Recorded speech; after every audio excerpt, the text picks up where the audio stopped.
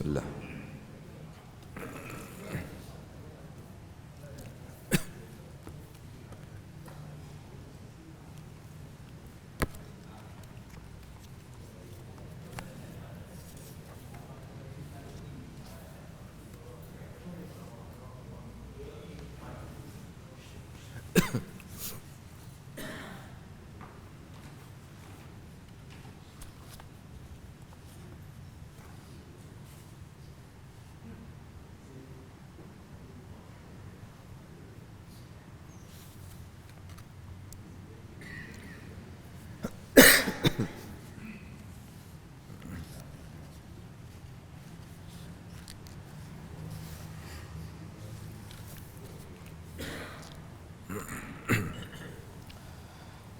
Assalamualaikum warahmatullahi wabarakatuh. Alhamdulillahillazi hadana lihaza wa ma kunna linahtadiya laula an hadana Allah. Wa ma taufiqi illa billah wa ma tawakkuli wal i'timadi wal i'tisami illa ala Allah. Salawatullahi wassalamuhu alaihi ala habibina al-Mustafa wa ala rasulina al-Karim sallallahu alaihi wasallam wa ala alihi wa sahbihi wa man tabi'ahum bi ihsanin ila yaumiddin. Allahumma faqihna fid din wa 'allimna ta'wil. Allahumma inna nas'aluka 'ilman nafi'a wa nas'aluka rizqan tayyiba wa 'amalan mutaqabbala. Rabbana zidna 'ilman yanfa'una, Rabbana yassir wa la tu'assir wa tammim bil khair, walhamdulillahi rabbil alamin. Wa ba'd. Muslimin dan muslimat rahimakumullah. Alhamdulillah, Allah izinkan kita sekali lagi pada waktu yang penuh dengan keberkatan ini diberikan kita ruang dan peluang untuk sama-sama kita berada pada satu saat yang kritikal khusus kepada para sahabat, berdalilkan dengan apa yang disebut oleh Nabi kita Muhammad sallallahu alaihi wasallam, hadis daripada Abu Hurairah radhiyallahu an. Lau ya'lamun nas, kalau manusia tahu, ma fil atamati, apa yang ada pada gelap. Al-atamah iaitu satu saat ketika bermulanya masuk waktu isyak gelap sampai masuk waktu pagi subuh. Waktu ni waktu yang gelap. Kita pasal ada lampu saja. Kalau tak ada lampu, kita duduk dalam keadaan gelap gelita, tengah padang pasir ke, tengah hutan ke, kampung halaman. Tapi apa yang ada kat situ, sampaikan Nabi sallallahu alaihi wasallam, dia mulakan dengan satu kata-kata, lau ya'lamun nas, kalau manusia tahu, ma fil atamah, apa yang duk ada dalam gelap ni. Datang apa ada? Tanya orang Melayu kita, dia duk mengarut hantu raya lah. Okey, hantu, setan, jembalang tanah kalau orang kita. Tapi kata Nabi sallallahu alaihi wasallam, al-atamah, kalau hangpa tahu ni apa yang ada yang hangpa boleh dapat daripada waktu bermula daripada saat isyak ni sampai kepada waktu subuh ni, kalau hangpa tahu apa yang hangpa boleh dapat dengan kebaikan tu yang Allah datangkan, kebaikan siang malam, la atauhu walau kana habwan, kamu sanggup hampa buat ataupun hampa mai walaupun dalam keadaan merangkak pun hampa sanggup. Orang ni kalau merangkak ni cerita dahsyat lah ni. Dia merangkak ni, mai kenuri rumah orang merangkak, oi awak ni mai sampai merangkak ni. Aku pasal hang, kalau bukan pasal hang aku tak sanggup mai. Pasal hang sahabat aku sanggup mai rumah hang walaupun merangkak. Ni kaki ni kena gaut bengkak lah sampai ke betih. Tapi pasal apa? Pasal ada sahabat dia yang jemput dia mai ke rumah, dia respect dekat sahabat dia ni, dia sanggup. Ni pasal apa juga datang ni pakai wheelchair ni mai ni. Nak buat macam mana, dia kata saya kena mai jumpa doktor ni, kencing panas, darah tinggi, sakit jantung ni. Kalau saya tak jumpa doktor time ni teruk saya ni, saya gagah mai juga ni. Pasal apa mai ni? Pasal JPN panggil. JPN panggil ada masalah sikit berkaitan pendaftaran kad pengenalan kita ke apa ke. Ni tentang soal hidup mati, kita pi. Pasal apa mai ni? Pasal depa kata nak bagi broom hari ni. Dulu BRIM dapat 1,000, kali ni broom pula dapat 3,000. Pasal 3,000 saya mai. Pasal apa mai ni? YB kata hari ni dia nak bagi satu bantuan pada kami ni, orang-orang kampung ni. Jadi kami mai. Pasal apa hak kita boleh pi, yang tu semua kita boleh pi? Pasal kita duk nampak apa yang kita ada, dan kita duk nampak apa mudarat yang kita boleh datang. Kalau kita tak pi, kita sanggup pi. Kita sanggup pi. Daripada mana ni? Ni kita mai daripada Melaka pi Nuh. Tak tahu nak pi tang mana, pi Kapitan lah. Ni cerita lama lah, cerita lama. Pi Masjid Kapitan. Tengok awak lo yang beratok panjang sangat ni, apa kerja depa ni mai duk beratok panjang-panjang hanya kerana nak makan nasi? Gila ke apa ke? Kita mai daripada Melaka, tengok orang duk beratok panjang nak makan nasi ni. Nak makan nasi pukul 10 malam, makan nasi apa pukul 10 malam ni? Baik, pi tengok tempat kosong tak ada, ambil dah pinggan, dah dapat dah sepinggan. Kita pun pergi duduk kat satu meja, tumpang ada seorang hamba Allah. Daripada mana abang? Daripada KL. Ada kursus ke? Dia kata tak ah. Habis tu pasal apa? Dia kata mai nak makan nasi. No, daripada KL hang mai terpa mai daripada KL mai sampai ke Penang hanya kerana nak makan sepinggan nasi. Kita pun tanya dia, macam tu no. Oi, dia kata tak boleh duduk. Oh, kalau dia mai teringat dia kata nak makan nasi kandang, dia sanggup bawa kereta daripada KL, dia mai sampai ke Penang. Dia kata pasal hak KL ni dia tak ada sur. Ni istilah orang Penang, dia kata tak ada sur. Hak Penang juga kita mau cari. Hak Penang juga. Pasal apa macam tu? Pasal dia tahu, mungkin dia tahu nilai lah. Dia tahu nilai dia, pasal sedap dia. Dia sanggup bersusah payah kerana tu. Baik, kita pula balik pergi ke Melaka, pergi makan pula satu tempat asam pedas. Di Melaka ada asam pedas tuan-tuan. Kalau pergi Melaka, pergi cari asam pedas. Okey, ni saya tak ada saham apa-apa pun dengan kedai ni, tapi nak cerita je lah. Asam pedas mana ni? Asam pedas power. Nama asam pedas pun asam pedas power. Tapi dia punya power ni, kalau telinga boleh keluar asap ni, rasanya dia keluar asap, punya pedas. Tapi panah orang. Jumpa orang mana? Orang KL juga. Mai mana ni? KL. Jalan ke Melaka dah kata. Habis tu mai buat apa? Mai nak makan asam pedas. Pasal apa nak sampai teratur sekali nak gambarkan? Sebab tu kalau kita tahu apa yang ada di sebalik pahala hak kita dapat. Pasal tu Nabi kata, kalau hampa tahu, lau ya'lamun nas ma fil atamati, apa yang duk ada ni waktu malam ni, apa yang ada waktu gelap ni, apa yang ada asyak dengan subuh. Sebahagian muhaddisin kata al-atamah ni waktu asyak dengan waktu subuh. La atauhu walau kana habwan, hampa akan sanggup mai walaupun dalam keadaan merangkak. Biasa benda kalau dia rahsia macam ni kalau rahsia macam ni, kebiasaannya lah dia adalah merupakan satu ganjaran yang amat besar. Amat besar.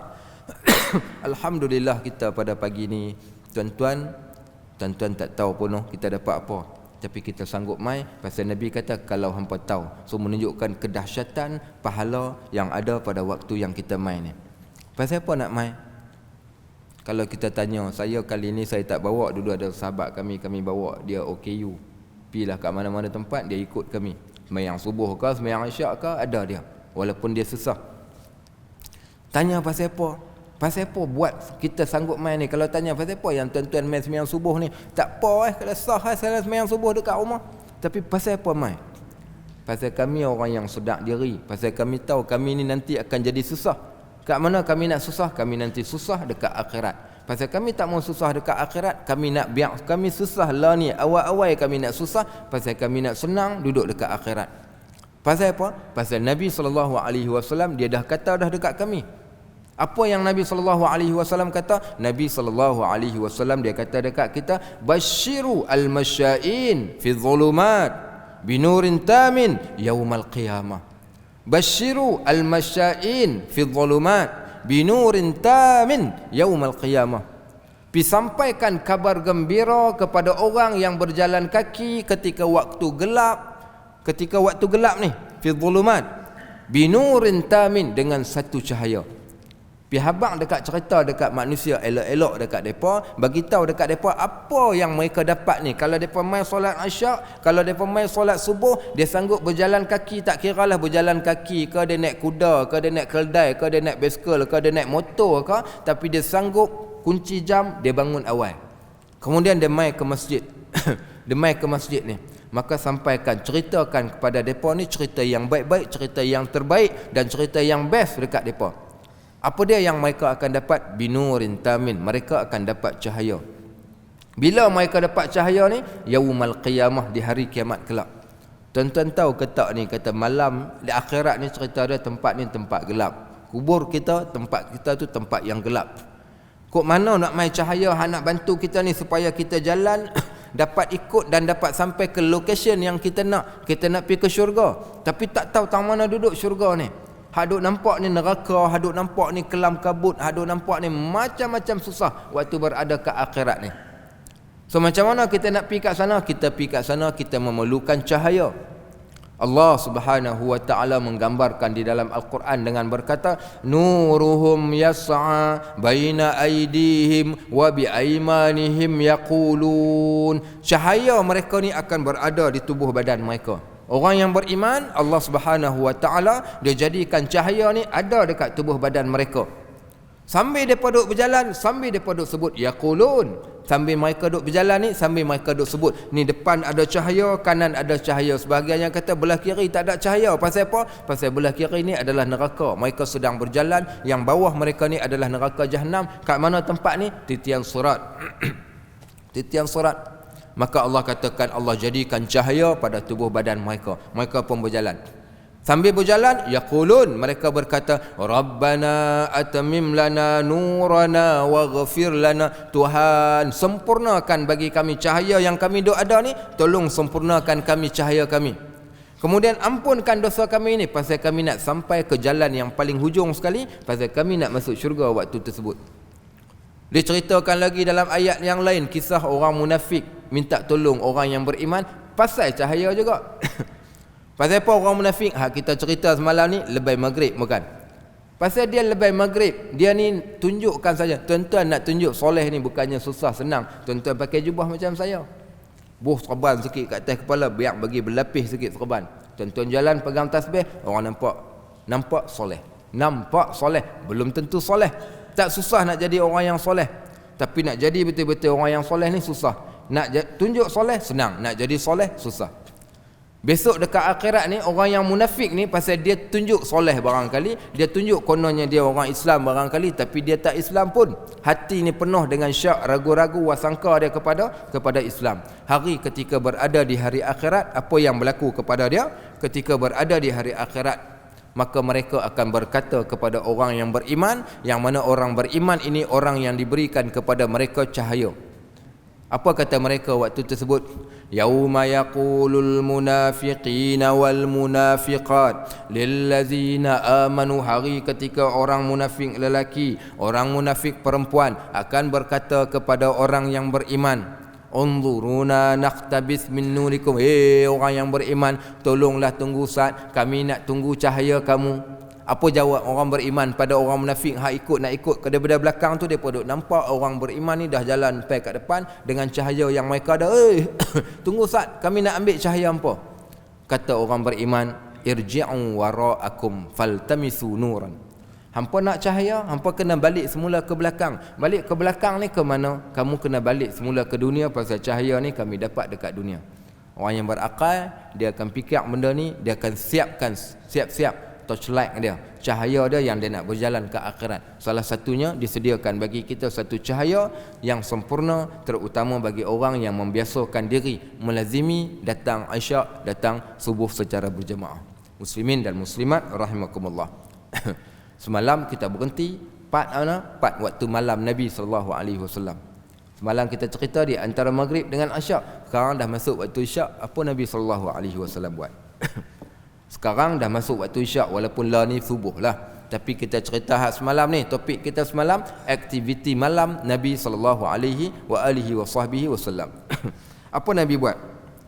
Selesai solat maghrib, Nabi SAW ni dia balik rumah. Dan selepas tu apa dia buat? Dia solat sunat 2 rakaat. Kemudian dia makan malam. Okey. Kemudian dia tunggu sampai masuk azan waktu isyak. Baik. Kadang-kala Nabi SAW ni dia tak terus buat solat isyak. Ada waktu ni dia tidak bersegera menunaikan solat isyak sebagaimana solat yang lain. Yang ni yang kita nak tengok ni.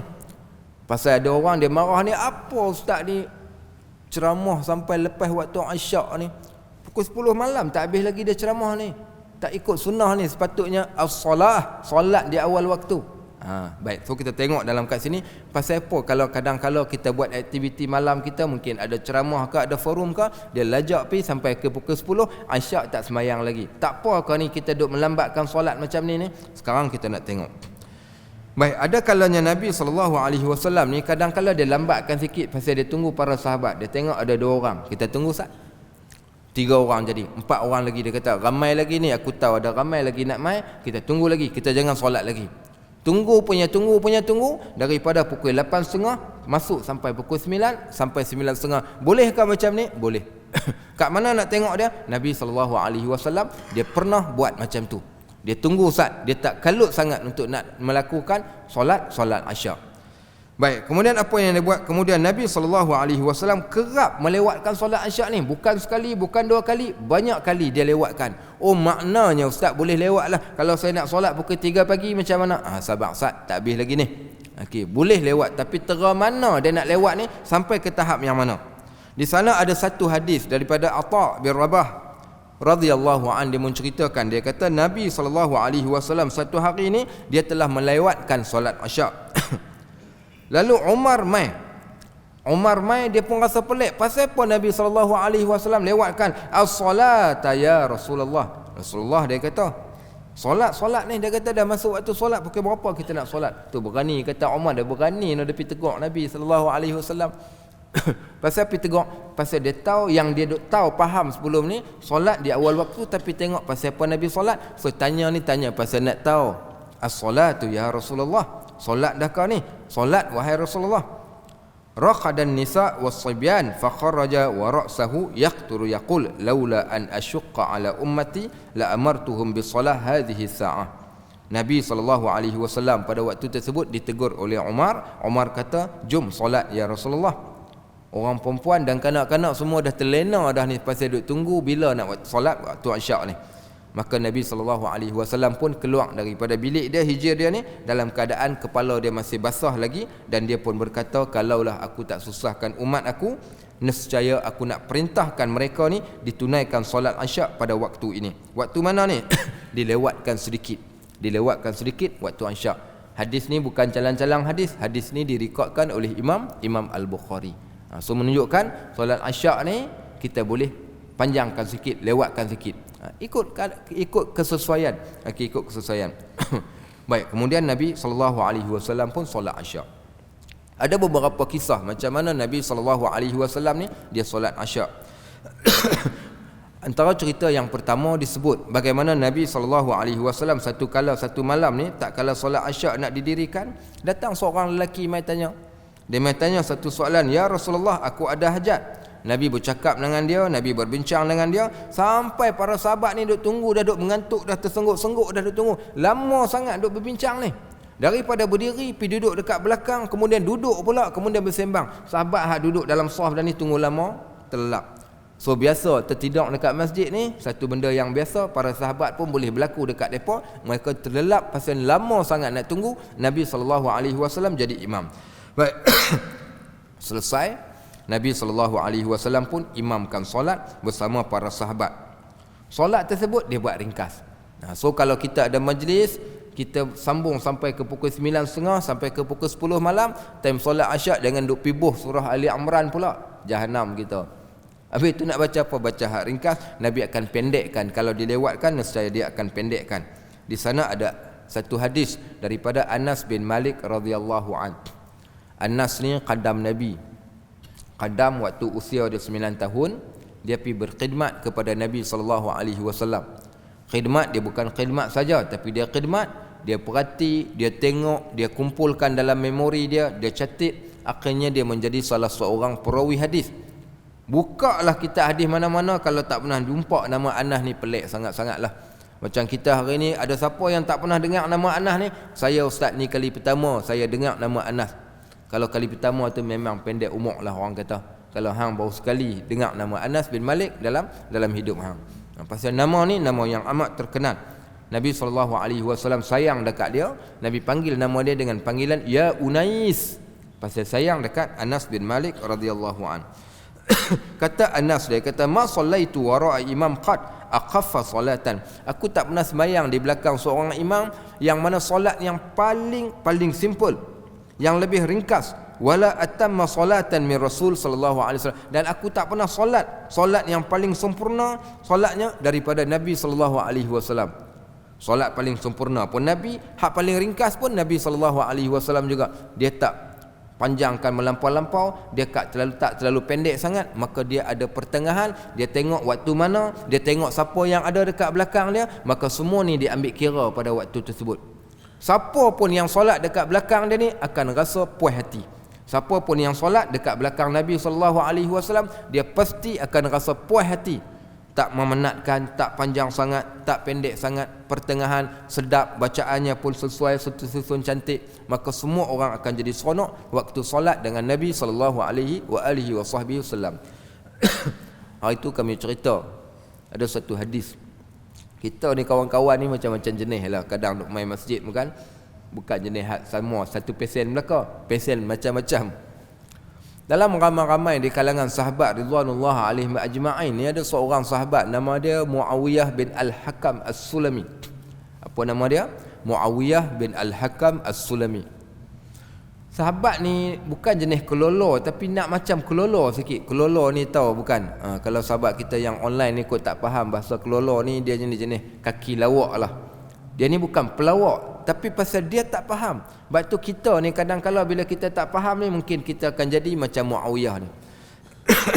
Dia main masjid. Bila dia main masjid ni, dia tengok Nabi SAW tengah solat. Dia tak tahu yang Nabi tengah solat tu solat sunat. Jadi dia duk nampak mungkin Nabi tengah solat sesuatu benda. Semangat ni, semangat. Main masjid dia, semangat dia berkobar-kobar. Sebab tu masjid ni tempat motivasi kita supaya lebih beramal. Kita duk tengok orang ada baca Quran, ada yang berkuliah, ada yang beribadat. Macam-macam passion orang ketika duduk dekat masjid. Sedangkan bila dia sampai, dia tengok Nabi SAW tengah solat. Tengok Nabi tengah solat ni, Nabi tengah solat ni. Dia pun main cepat-cepat solat kat tepi Nabi SAW. Solat kat mana? Dekat tepi Nabi. Macam yang dia selalu duduk tengok, kalau solat kita pergi duduk tepi dia. Baik, solat. Ketika mana dia solat, kemudian ada seorang sahabat dalam ramai-ramai ni pergi bersin, bersin. Ada sahabat pergi bersin. Baik, bila sahabat bersin ni, ada orang lain bersin, dia tengah duduk solat. Apa dia buat? Dia pun jawab, yarhamkallah. Boleh ke tuan-tuan ni ketika tengah solat pergi jawab bersin? Boleh ke tak boleh? Macam mana ahli majlis fatwa Masjid Karwa sekalian, hampa habaq mai? Boleh ke tak boleh tengah solat pergi jawab bersin? Boleh tak? Macam mana ahli majlis fatwa kita? Boleh tak jawab bersin waktu solat? Macam mana abang kita baju biru? Tak boleh ha? Tak boleh betul no? Tak boleh. Ahli majlis fatwa pertama kata tak boleh. Dia kata ustaz, tak boleh jawab bersin waktu tengah solat, tak boleh jawab. Baik. Kalau dah kata tak boleh jawab, apa berlaku? Bila dia jawab bersin, semua orang ni haduk ada dalam masjid ni perhati tengok dia. Jawab bersin dia ni. Semua mata-mata ni semua pakat pergi tengok dekat Muawiyah bin Al-Hakam As-Sulami ni, pasal dia dah jawab bersin. Dia buat satu benda luar daripada kebiasaan yang orang lain tak pernah buat, tapi dia buat. Pasal apa dia buat? Pasal dia tak tahu. Jadi dia buat. Akhirnya bila dia tengok, semua mata ni tengok dia, dia pergi cakap pula. Dia kata, apa tengok-tengok? Hampa duk tengok aku pasal apa? Pasal apa hampa semua duk tengok aku? Dia pergi tanya pula.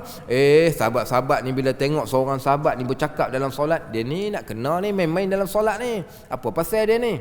Orang Arab ni bila dia marah ni, ataupun dia nak tegur sesuatu benda, ataupun dia nak cakap dekat kita, hang jaga. Nanti saat lagi hang memang kena punya. Macam mana dia buat? Dia pergi tampak paha. Tampak sekali. Kalau orang Arab yang lani punya, dia ada satu isyarat. Saya lama duduk negara Arab ni, sampai mula-mula balik dulu tangan ni dah jadi terbiasa. Macam orang Penang kan, dia punya kepala dia ada satu macam waktu dia bercakap kan, piau Penang punya. Sama juga dengan orang Arab, bila dia bercakap ni tangan, tahan teksi dia tak nak berhenti, automatik. Orang tanya kita, ustaz pukul berapa ni? Kita tengah duduk kalut. Okey baik, bagi isyarat. Okey baik, contohnya apa namanya, bila time marah ni apa buat ni? Buat macam ni, hang siap sat lagi. Ni buat macam ni hang siap lah ni. Kalau kita ingat-ingat, dia pop, dia kata hang siap. Hang siap sekali lagi habis solat memang hang kena tumbuk dengan kami. Pasal hang main-main dalam solat. Dia kata aku takut ni tapi aku duk fikir pasal apa kesalahan aku yang semua orang mata duk tengok aku, kemudian semua orang duk marah dekat aku. Apalah masalah yang aku telah buat ni kat dalam masjid ni. Dia tak tahu. Selesai daripada solat ni pun Nabi SAW buat dekat dia. Nabi pusing, Nabi pergi pegang bau dia. Nabi kata, ya Muawiyah, inna solata la tasihhu bi kalamin nas. Solat ni tak boleh cakap. Fa inna solata hiya takbir wa tasbih wa qiraatul Quran. Solat ni tasbih, solat ni takbir, solat ni baca Quran. Solat tak boleh bercakap. Dia kata aku tak pernah jumpa orang punya baik macam Nabi SAW. Ma qaharani, tak tengking aku. Wala syatamani, tak maki aku. Wala darabani, tak pukul aku. Orang lain dah nak pukul, orang lain dah nak marah dekat aku, tapi Nabi SAW tak pernah marah, tak pukul aku, tak kutuk aku. Bahkan dia tak buat apa-apa pun, dia cakap dengan aku dengan baik-baik. Tak pernah aku jumpa orang sebaik Nabi SAW. Dan dialah antara guru aku, bi abi anta wa ummi ya Rasulullah. Itu yang kata Nabi kita Muhammad SAW ni. Sahabat ni pun macam-macam passion yang kita akan jumpa kalau kita duk baca dalam hadis-hadis Nabi SAW. So baginda ni bertemu dengan pelbagai jenis sahabat. Baik, maka Anas cerita. Baik, kisah yang kedua pula, apa yang berlaku? Kisah yang kedua ni sedang ketika Nabi SAW sedang imamkan solat. Nabi SAW ni dengar ada tangisan bayi. Tangisan bayi, maka dia dengar saja, dia akan pendekkan terus solat pasal tangisan bayi itu tadi. Baik, sebagaimana hadis, inni la adkhulu fi shalah wa ana uridu italataha. Aku ni dia kata nak solat, kemudian aku terdengar bunyi suara tangisan bayi pada waktu tersebut. Asalnya aku nak panjangkan dalam solat, menunjukkan boleh juga sekali-sekala kita nak panjangkan dalam solat, tak ada masalah, tapi jangan kerap sangat. Tapi bila terdengar ada suara bayi pada waktu tersebut, maka aku pun pendekkan solat. Fa asma'u buka'a as-sabi fa atajawwadhu fi salati mimma a'lam min shiddati wajdi ummi min buka'i. Aku pendekkan solat tadi tu pasal aku tahu betapa susahnya mak dia ni nak solat pasal baby dia tengah menangis pada waktu tersebut. Daripada hadis ni kita menunjukkan pada kita Nabi SAW amat meraihkan hajat orang. Pada waktu tersebut. Dia tahu orang mana yang susah, dia tahu orang mana yang senang. Subhanallah. Menunjukkan bagaimana toleransi di dalam Islam. Sampai di dalam bab perkara beragama sekalipun kita kena ada toleransi sampai macam ni sekali. Pengajaran yang kedua kita dapat daripada hadis ni adalah Nabi SAW tidak pernah memarahi kanak-kanak yang menangis di masjid.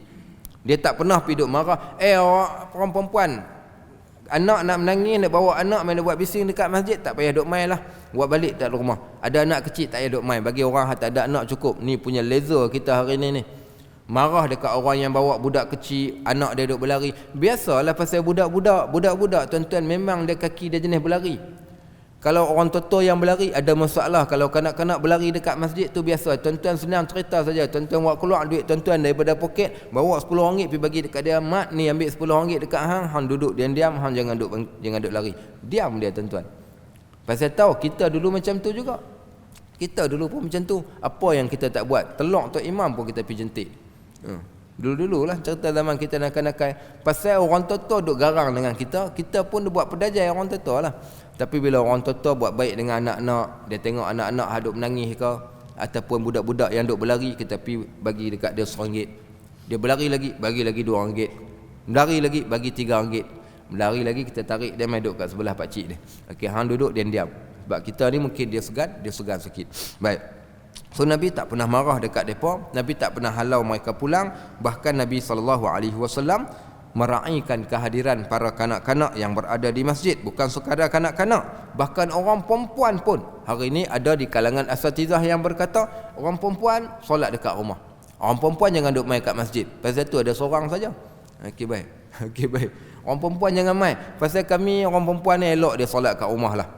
Paling terbaik dia pembaca hadis, dia kata sebaik-baik solat bagi perempuan adalah di rumah. Wa qarna fi buyutikum. Dia pun kata hendaklah kalian berada di rumah kalian. Dia baca ayat Quran. Nabi SAW tak buat macam tu. Bahkan ada perempuan yang mai ketika Nabi SAW solat apa hak kita cerita ni tuan-tuan? Solat Aisyah. Ada perempuan mai solat Aisyah bersama-sama dengan Nabi SAW. Bukan sekadar solat, dia bawa lagi mai anak kecil dia. Anak kecil masih kecil, solat bersama-sama dengan Nabi SAW di masjid. Bukankah di Masjid An-Nabawi itu ada satu tempat dinamakan Babun Nisa, pintu perempuan. Pintu perempuan ada di Masjid Nabawi ni zaman dulu lagi. So menunjukkan kepada kita apa? Menunjukkan betapa orang perempuan dia boleh pergi ke masjid. Baik, sebab tu di sana ada beberapa hadis. Antaranya walaupun Nabi pernah kata solat perempuan tu baik di rumah, tapi di sana ingat ada satu hadis yang lain, Nabi SAW melarang, kita larang orang perempuan daripada mai masjid. Wala tamna'u ima'akum 'anil masjid. Jangan kamu larang perempuan-perempuan kamu daripada mai ke masjid. Tak boleh larang. Dia kata, bang malam ni nak ikut, jom. Ikut sekali, tak ada masalah. Okey, baik. So tidak boleh nak melarang kerana hadis ini. So apa kita nak buat konteks kalau kita tengok kat Malaysia ni, pelbagai kisah-kisah, cerita-cerita yang kita dengar daripada mulut asatizah ni, ada yang positif, ada yang sebaliknya berkaitan tentang isu perempuan datang. Saya ingat saya ada satu soalan, satu kuliah subuh saya di Melaka sana. Ada orang main hantar kertas kat depan ni, kita baca lah kertas tu. Dia tulis, ustaz minta komen sikit ustaz. Dia kata tadi waktu saya mai ni, saya duk tengok orang perempuan dia duk mai ke masjid ni, duk lintas jalan mai ke masjid. Ramai depa ni ustaz. Kuliah subuh kami lah 200 ke 300 orang macam itulah masjid ni. Ramai perempuan mai, dia lintas jalan ustaz, dia suka selak kain. Selak kain nampak betih. Okey, itu soalan pertama saya. Ustaz tolong tegur ni, ibu-ibu kita hak lintas jalan selak kain ni. Hak kedua ustaz, saya lalu main tadi ikut toilet perempuan, saya melintas kat situ, saya tengok ada perempuan ni, dia nampak rambut dia duduk dekat tempat tu, duduk pakai telekung dekat depan pintu toilet dia ni, dekat tempat laluan perempuan ni. Ustaz minta tolong tegur sekali. Saya kata yang hang perempuan haji yang hampir tengok betih orang pasal apa? Yang hampir tengok sampai ke dalam toilet perempuan tu pasal apa? Hang tengok memang hang nampak lah. Itu memang kawasan perempuan. Jangan duk lalu kat situ. Tu kawasan perempuan. Sebab tu laluan lelaki dan perempuan jangan disekalikan. Perempuan dia ada pintu masuk dia, lelaki dia ada pintu masuk dia. Jangan masuk pada pintu yang sama. Sebab tu kat Masjid Nabawi ni ada pintu Babun Nisa, ada pintu perempuan, ada pintu pintu lelaki. Tak boleh masuk ikut suka kita. Nabi SAW selesai daripada solat, apa Nabi buat? Ibnu Abbas kata, Nabi SAW, kami takkan bangun melainkan selepas imam bangun, iaitu Nabi SAW. Dan Nabi SAW takkan bangun melainkan bila dia perhatikan, dia tengok orang perempuan dah keluar dekat pintu masjid, barulah Nabi SAW bangun. Pasal apa? Supaya tidak ada pertembungan di antara lelaki dan perempuan. Biar orang perempuan keluar dulu, baru kita orang lelaki keluar. Sampai macam tu sekali Nabi kita Muhammad SAW. So point dia, tidak ada larangan bagi mana-mana perempuan untuk mai ke masjid. Baik, sahabat-sahabat rahimakumullah, selesai dah solat Aisyah, apa Nabi buat? Nabi SAW ni dia hanya berbicara pada bab yang perlu saja lepas Aisyah, tak ada lagi kuliah. Habis dah kuliah lepas Aisyah ada lagi tak? Tapi sekarang dah jadi satu trend. Trend apa? Kuliah Aisyah pula. Saya boleh terima lagi. Okey, kita boleh brain lagi ni kalau orang yang ada kuliah Aisyah ni mungkin nak sambung sikit ke, tak ada waktu lain melainkan waktu tu. Tapi hak paling pelik ni berlaku satu fenomena dekat dalam negara kita. Kuliah sebelum subuh. Yang ni kita pelik. Tuan-tuan perhati, ada orang buat kuliah sebelum subuh. Ada mana-mana ustaz kita pun tak tahulah yang dia boleh pergi rajin dia buat kuliah sebelum subuh. Peliknya saya duk. Tapi ramai pula yang masuk. Sahabat-sahabat rahimakumullah, kuliah sebelum subuh. Yang pertama tak pernah berlaku Nabi SAW pergi duk ceramah depan para sahabat ni sebelum subuh. Orang duk tidur kot. Okey, satu. Dia kata, apa masalah? Dia kata, hang duk tidur, hang duk pergi salah orang. Kami nak bangun awal, kami nak dengar kuliah sebelum subuh dia ni. Bukan soal nak dengar kuliah subuh, tuan-tuan. Waktu sebelum subuh ni waktu untuk diri. Waktu sebelum subuh, waktu untuk diri. Nabi SAW tak pernah buat pakat apa-apa jemaah sebelum daripada waktu subuh, melainkan ibadat, dia panggil ibadat fardi kita pada waktu tersebut. Mana-mana ustaz kalau dia buat kuliah subuh, dia buat berjemaah, buat beramai, kita katakan sebelum subuh ni, menunjukkan dia menyelisihi sunnah Nabi SAW. Sebab tu kalau kita tengok apakah amalan yang terbaik, saya bawa datang daripada Al-Quran. Dalam Al-Quran ni ada cerita berkaitan tentang ahli syurga. Allah kata innalil muttaqina fi jannatin wa uyun. Orang yang muttaqin kami berikan pada mereka syurga, yang mana syurga ini syurga yang ada mata air, syurga yang ada sungai kat dalam dia. Okey, baik, penuh dengan mata air ni kat dalam syurga ni. Apa amalan yang mereka buat ni sampai mereka ni dapat masuk syurga ni? Kanu qalilan minal laili ma yahja'un. Mereka ni orang yang sedikit tidur di waktu malam. Okey, sedikit tidur di waktu malam. Wabil asharihum yastaghfirun. Di waktu penghujung malam. Penghujung malam ni bila disebut al-ashar. Ashar ni apa? Jamak ataupun kata plural bagi kalimah sahur. Sahur ni bila? Di penghujung malam, 30 minit ataupun 50 minit ataupun 1 jam sebelum masuk waktu subuh. Itulah dipanggil waktu sahur yang paling terbaik.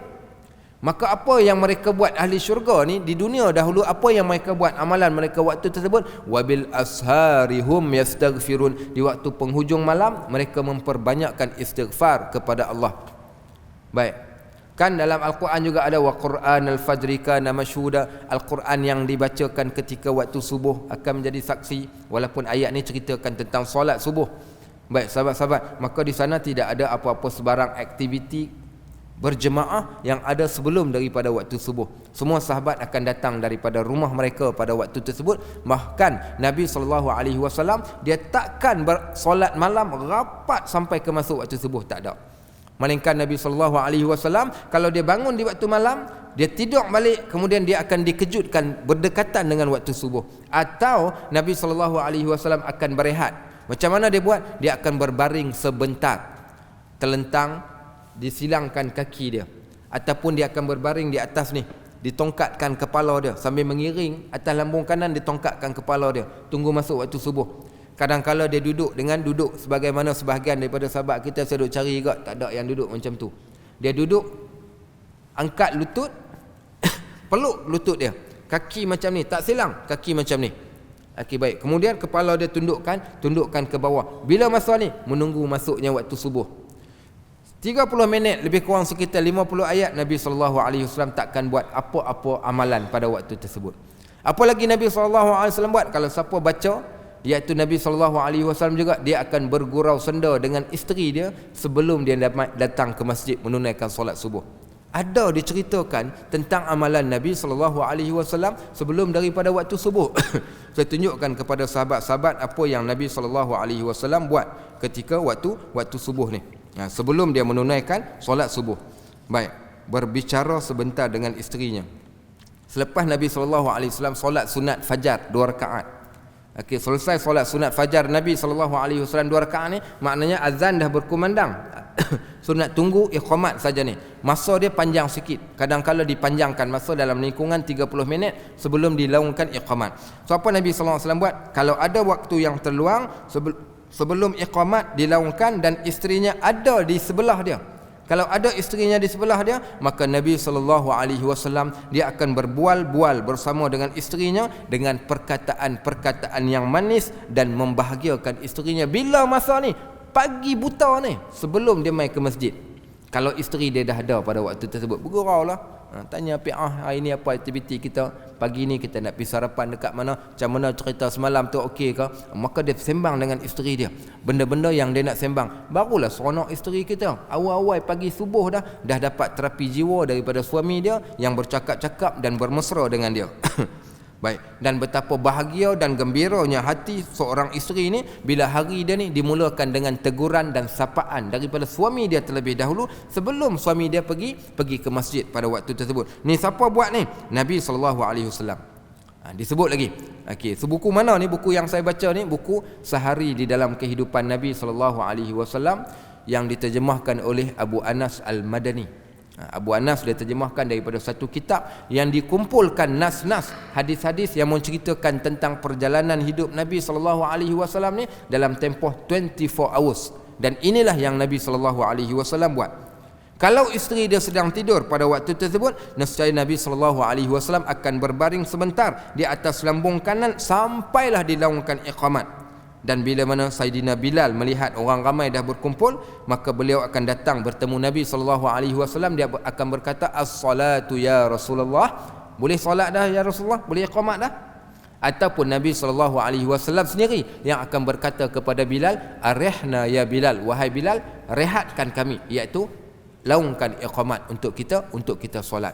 So sebenarnya tidak ada apa-apa lagi amal. Orang kita hari ini terlebih rajin sampai dia pergi buat pula kuliah sebelum subuh. Tak ada kuliah sebelum subuh. Lepas subuh ada. Lepas subuh ada, tapi sebelum subuh tidak ada apa-apa kuliah pun. Ada orang lagi pula dia pergi buat qiyamul lail online pula. Online qiyamul lail pun ada online. Semayang, zikir. Jadi ada orang duk tengok. Bukan ratus ribu orang duk tengok ni, orang duk buat qiyamul lail. Saya pun pelik ni. Pasal apa hampir tengok orang buat qiyamul lail? Hampir buat qiyamul lail lah. Ni hari ni dia pergi duk tonton tengok orang duk buat qiyamul lail. Duk tengok ustaz ni tengok buat, depa tengok orang rukuk. Sama macam kita pergi buka Mekah. Tengah malam buka tengok Mekah dia buat apa. Dia duduk tengok depan TV. Bukan soal dapat pahala ke tidak, bukan soal tu, tapi soal kenapa kita tak buat dan kita hanya menonton saja orang lain buat. Okey, sahabat-sahabat rahimakumullah. So Nabi SAW ni dia bercakap ketika perlu selepas selesai daripada solat Isyak. Baik, pasal apa? Pasal dia tahu sahabat semua dah nak balik rumah, kita jangan duk kacau depa lah. Jangan ganggu, itu masa depa, masa rehat depa. Biarkan depa balik. Kisah pertama ni, ada satu kisah cerita lepas solat Isyak. Abdullah bin Amr bin As radhiyallahu an. Tuan-tuan mau hafal. Geng Masjid Karwa mau hafal. Bila kita sebut Ubaidullah, sahabat yang bernama Abdullah ni ada ramai. Jangan tersalah sebut. Siapa seorang sahabat nama Abdullah? Okey, Abdullah bin Ubay, ya Rasulullah, ya Ustaz. Abdullah bin Ubay bapa munafik. Okey, kita ada 4 orang Abdullah yang hebat di zaman Nabi SAW. Abdullah yang pertama, Abdullah ibnu Abbas. Abdullah yang kedua, Abdullah bin Umar. Abdullah yang ketiga, Abdullah bin Amr bin As. Abdullah yang keempat, Abdullah bin Zubair bin Awam. Kata mereka lagi, kalau sebut 4 Abdullah ini, jangan dilupakan Abdullah ibnu Mas'ud radhiyallahu an, 5 Abdullah yang cemerlang di zaman Nabi SAW. Salah seorang mereka ni Abdullah bin Amr bin As. Abdullah bin Amr bin As ni kata Abu Hurairah tentang dia, tak ada siapa boleh challenge aku dalam bab kumpul hadis. Aku yang kumpul paling ramai, paling banyak hadis, aku. Tapi satu orang budak muda aku tak boleh lawan dia. Pasal dia bukan sekadar kumpul hadis, bahkan dia tulis hadis. Siapa dia budak ni? Abdullah bin Amr bin As, anak Amr bin As, seorang budak yang hebat. Kata Abdullah bin Amr bin As, dia kata, bila Nabi SAW selesai solat Isyak bersama kami di akhir hayat dia ni. Ni cerita hari-hari terakhir Nabi SAW. Satu hari ni selesai solat Isyak, jarang-jarang Nabi buat macam ni, tapi hari ni Nabi SAW buat. Apa Nabi buat? Tiba-tiba Nabi bangun berdiri. Nabi bangun berdiri pada waktu tersebut dan terus memberikan ucapan. Nabi SAW kadang-kala bagi ucapan ketika duduk, kadang-kala beri ucapan ketika berdiri, kadang-kala dia naik ke atas mimbar dan bagi ucapan kepada para sahabat. Hari itu selesai daripada solat Isyak, tiba-tiba Nabi SAW buat satu pengumuman kepada para sahabat. Apa pengumuman dia? Dan ini di antara hari-hari terakhir Nabi SAW. Dia kata, ara'aitakum lailatakum hadhih. Hampa nampak tak? Hampa perhatikan malam ni, nikmatilah malam yang kita ada ni. Nikmati malam yang kita ada ni. Kita bukan selalu mai, setahun sekali kita mai Penang ni. Contohnya kita cerita bagi baik punya. So Nabi SAW dia kata dekat para sahabat, nikmatilah, dia kata, hampa perhati tengok malam yang kita sedang duduk, aku bersama dengan kalian, kalian berada di hadapan aku. Nabi SAW sangat seronok bila para sahabat dia ni datang solat berjemaah ramai-ramai. Kata Nabi SAW, fa inna ra'sa mi'ati sanatin minha. Dia kata sesungguhnya, dia kata lepas 100 tahun daripada malam yang aku cakap ni, lepas 100 tahun daripada ni, yang malam ni yang aku sedang berucap di hadapan kalian ni, la yabqa mimman huwa ala zahril ardi ahadun. Takkan ada siapa pun lagi yang tinggal. Lepas sekarang perhatikan ni, kita ni yang ramai ni, ada ratus orang ni, kita ni kat sini. Kata Nabi SAW, lepas ni, lepas 100 tahun takkan ada lagi orang yang hidup di sini. Semua pakat mati, tak ada siapa lagi hidup.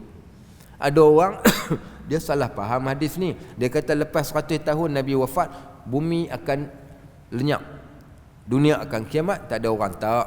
Hadis ni Nabi SAW nak ceritakan lepas 100 tahun ni semua kamu ni dah meninggal dunia. Para sahabat telah pun pupus, tak ada lagi sahabat, yang ada hanyalah tabi'in sahaja. Maka hadis ini tidaklah bercanggah.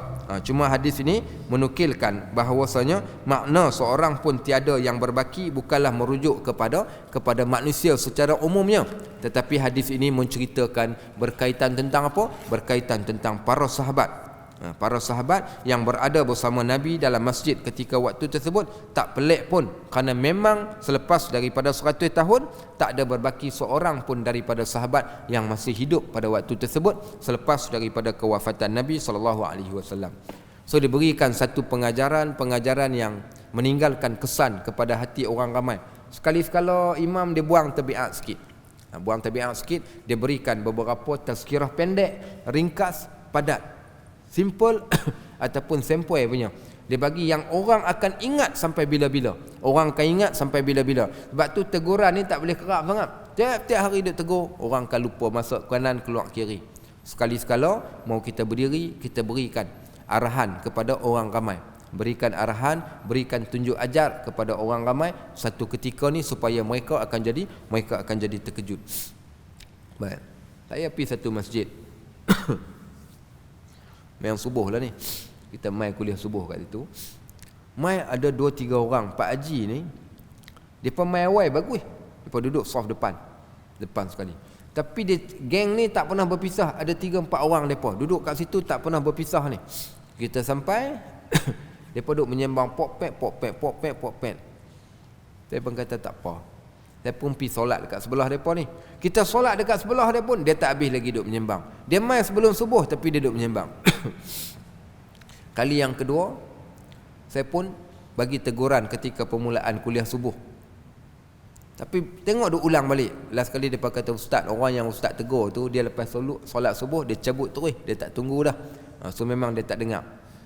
Kali yang ketiga apa saya buat? Selesai saja bagi salam, saya pun terus sebutkan pasal apa nak menyembang, sedangkan hampa duduk dalam masjid. Menyembang tak apa, benda yang perlu, tapi jangan sampai tinggikan suara.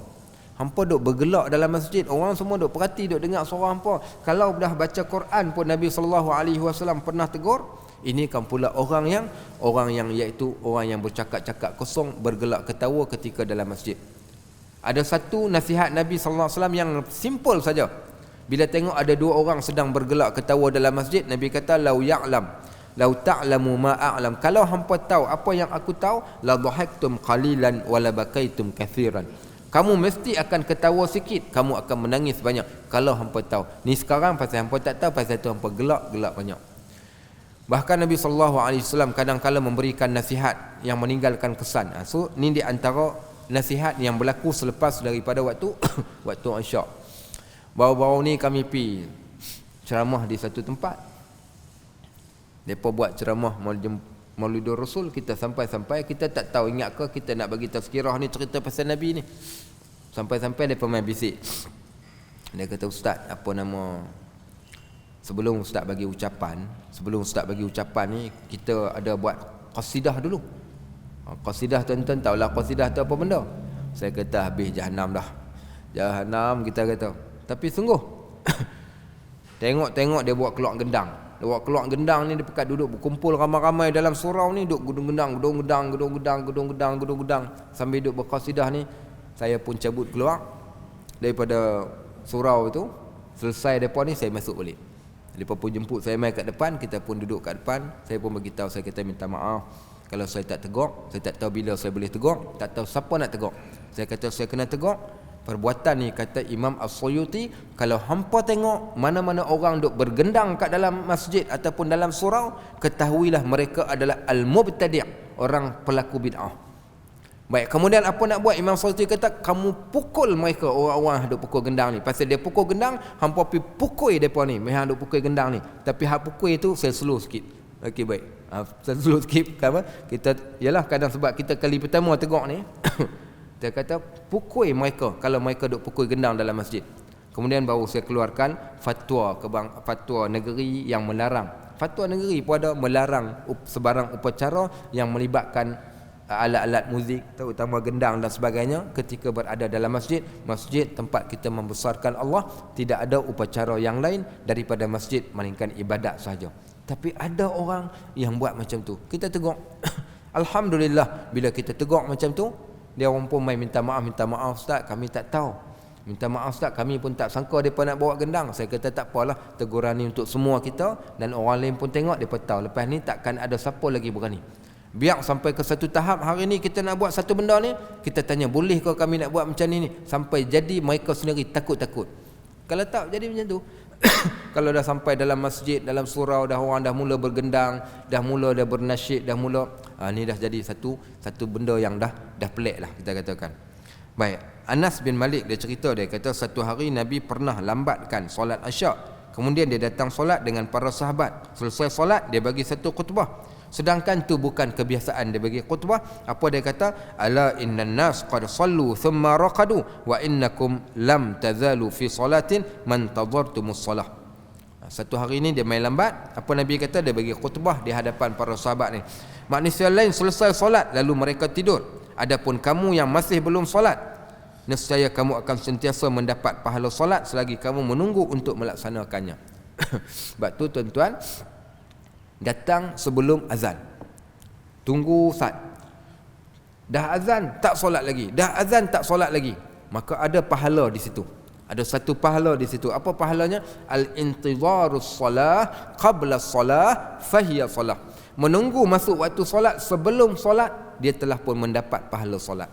Orang yang menunggu masuk waktu solat sebelum solat ni, maka dia akan mendapat pahala al-intidharus solah. Sebagaimana khutbah Nabi kepada para sahabat, bila tengok semua sahabat ni duk tunggu Nabi SAW tak muncul pada waktu tersebut. Baik. Kemudian Nabi SAW juga pernah menceritakan pada satu kisah yang ketiga ni, Abu Musa al-Ash'ari menceritakan satu hari ni Nabi lewatkan solat Isyak ni sampai tengah malam. Bukan hujung malam, sampai tengah malam Nabi lambatkan solat Isyak. Selesai daripada solat Isyak, kata Nabi SAW kepada para sahabat ni, ala rislikum abshiru, maka tetaplah berada di tempat kalian dan bergembiralah. Aku nak cerita dekat hampa satu benda.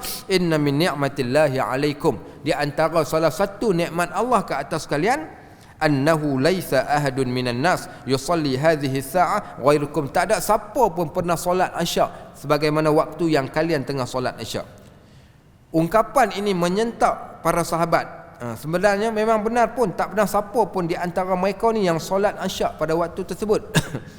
Sehingga kan benda ini menjadikan mereka tersenyum dan rasa lapang. Rupanya lapangnya agama kita.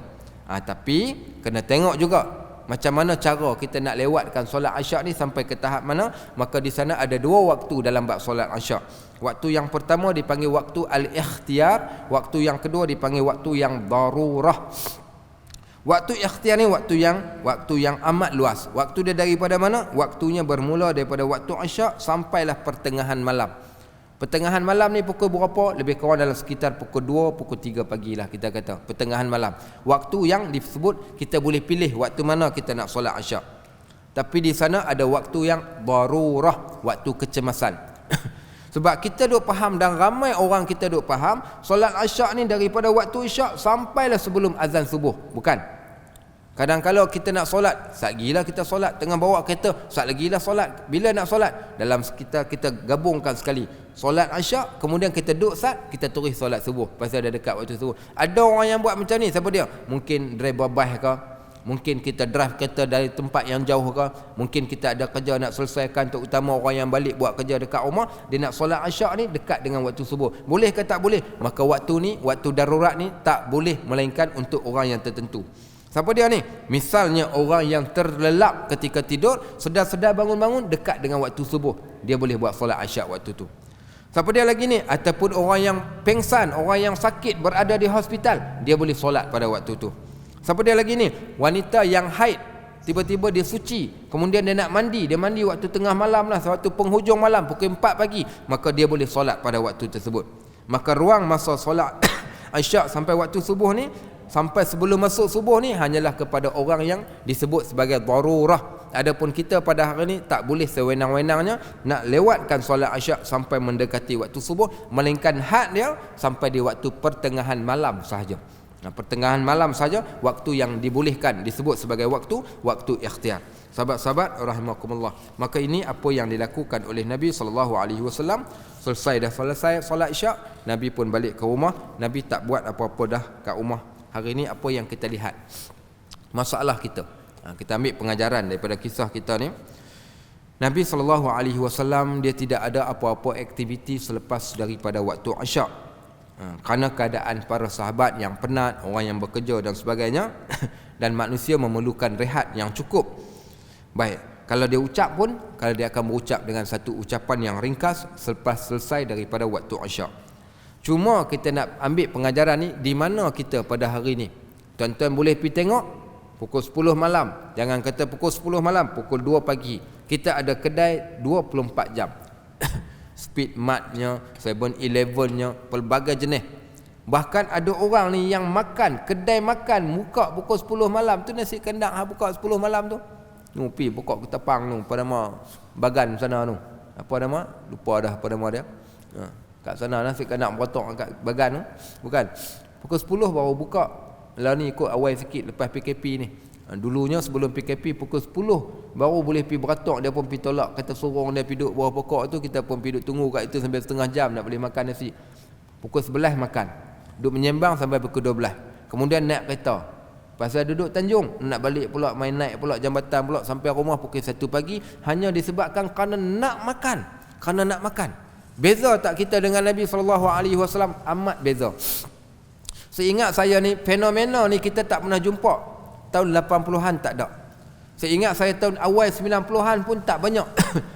Paling lewat pun kita katakan pukul 11, pukul 12. Pi pukul 11 pun tanya ada lagi kami. Mamak, dia kata tak ada. Dia kata pukul 11 mana nak ada. Dia kata mai esok pula. Sikit pun tak ada, sikit pun tak ada. Sekarang ni pukul 3 pagi ada orang nasi goreng. Okey baik. Kotiau, bihun goreng. Bila tengah malam, makan nasi tengah malam. Boh nasi, boh pula kena teh tarik pula nu susu sampai separuh gelas. Mau tak kencing manis kok mana? Mau tak perut buncit kok mana? Mau tak badan kita macam-macam penyakit hinggap? Pasal kita dah tukarkan satu benda yang Allah dah jadikan pada kita. Waja'alnal laila libasa waja'alnan nahara ma'asha. Kami jadikan malam ni untuk hampa rehat, untuk hampa tidur. Kami jadikan siang untuk cari rezeki, untuk makan minum waktu ni. Adapun malam, waktu rehat, waktu beribadat. Tapi kita pergi tukar kita punya pula. Tukar macam mana? Malam kita pergi tukar waktu kita bersukaria. Malam kita tukar waktu kita bermakan. Kita makan. Maka itulah yang berlaku. Tukar sistem yang Allah jadikan, maka porak-poranda jadi. Pengalaman kami ketika saya berada di Syria dengan Jordan. Syria pelik. Syria ni kedai jual shawarma 24 hours, 24 jam.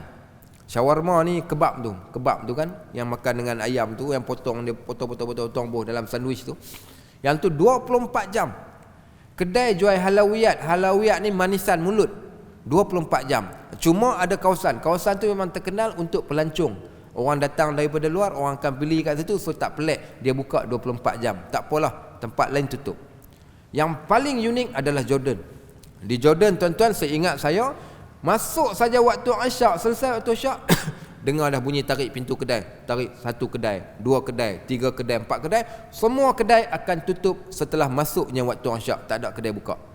Yang ada dipanggil kishik. Kishik ni kedai-kedai kecil yang jual barangan runcit. Tapi sebelum tu tak ada langsung. Sehingga kan jalan akan jadi senyap sunyi selepas daripada waktu Isyak. Bayangkan musim sejuk, maghrib pukul 4. Pukul 5 dah masuk waktu Isyak. Pukul 6 petang tak ada orang di atas jalan. Senyap sunyi. Yang kedua, takkan jumpa mana-mana perempuan berjalan-jalan di waktu malam. Takkan jumpa.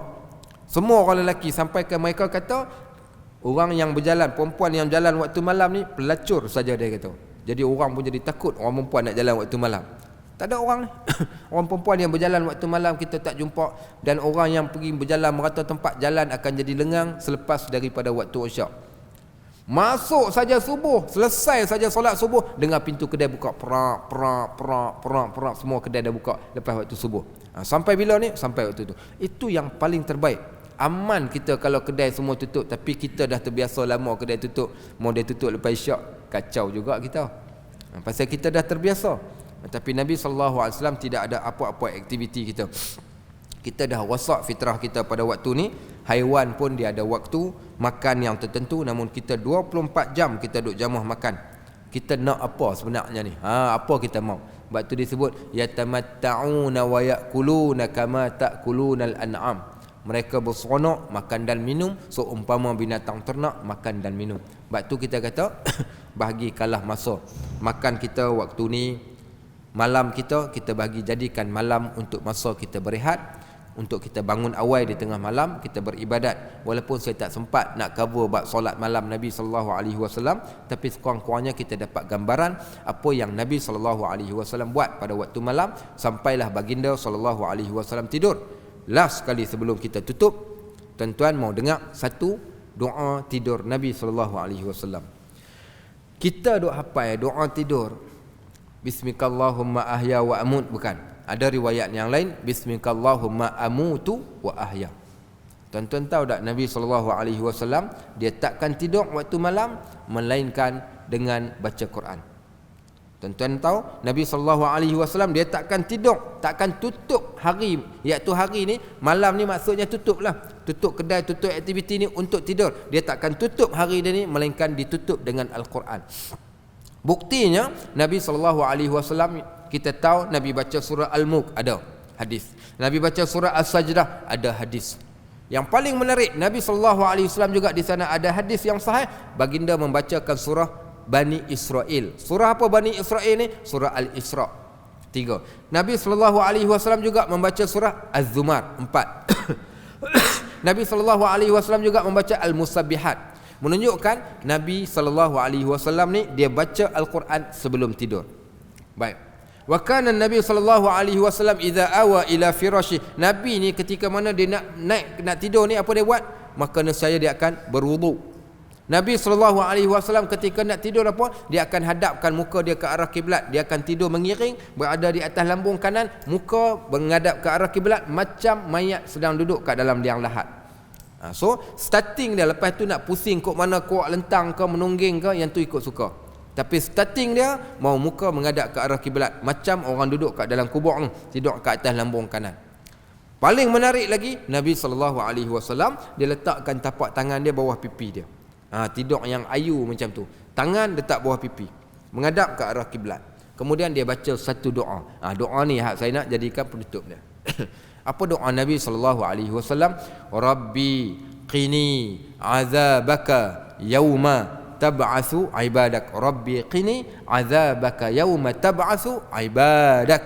Apa makna doa tidur Nabi SAW ni? Tuhan, selamatkanlah aku daripada azabmu hari ketika engkau bangkitkan hamba-hambamu.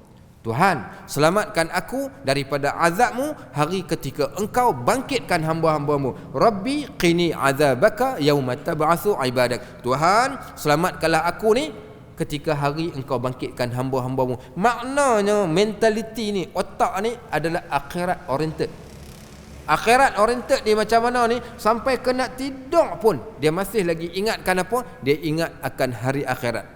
Dia ingat hari akhirat. Macam manalah gamaknya kalau aku mati malam ni, maka ya Allah, selamatkanlah aku daripada api neraka, dan jangan selamatkan aku daripada azabmu hari ketika engkau bangkitkan aku di hari pengadilan kelak. Sampai macam tu sekali ingatan yang sentiasa memikirkan hari akhirat, iaitu akhirat oriented. Orang yang akhirat oriented, setiap kehidupan dia, inna salati wa nusuki wa mahyaya wa mamati lillahi rabbil alamin. Solat aku, ibadat aku, hidup aku, mati aku, semuanya kerana Allah. Maka 24 hours as a Muslim, 24 jam sehari, maka dia adalah seorang Islam bila kita mengikuti sunnah Nabi SAW. Baik, barakallahu fikum. Orang kata kalau makanan dah tersedia jangan duk tunggu lama-lama. Okey, tengok depa pun dah bawa cawan pi balik. Okey, kita berhenti tang ni cukup. Barakallahu fikum wa jazakumullahu khairan katsira. Subhanakallahumma wa bihamdik asyhadu an la ilaha illa ant astaghfiruka wa atubu ilaik. Wa sallallahu ala Muhammad wa ala alihi wa sahbihi wasallam. Walhamdulillahirabbil alamin. Assalamualaikum warahmatullahi wabarakatuh.